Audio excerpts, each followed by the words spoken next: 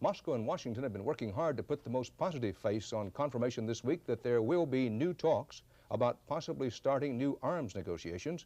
But CBS News correspondent Mark Phillips reports some cautionary notes about the drama's main characters and their backstage maneuvering.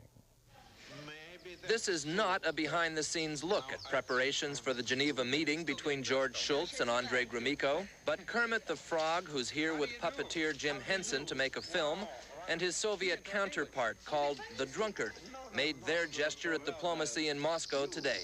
I'm not English, I'm a Russian. Ah, I see, okay. And you are not English, you're American. I'm American, yes, yeah. That's true, that's true. It won't be that easy in Geneva. The day after the announcement that the talks will take place, Russian commentators have been warning that it is not yet time for euphoria.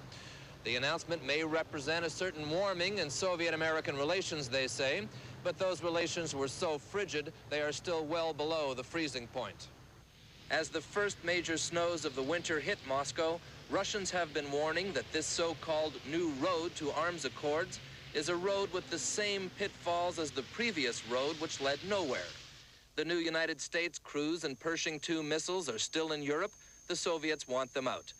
The Russians want a freeze on nuclear weapons. They want ratification of some old test ban treaties.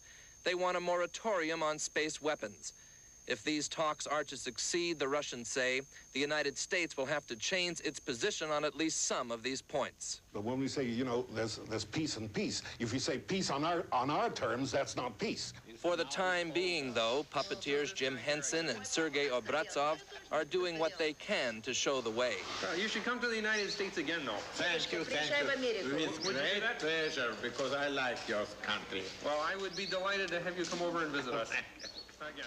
Mark Phillips, CBS News, Moscow. Much of the northern United States bask in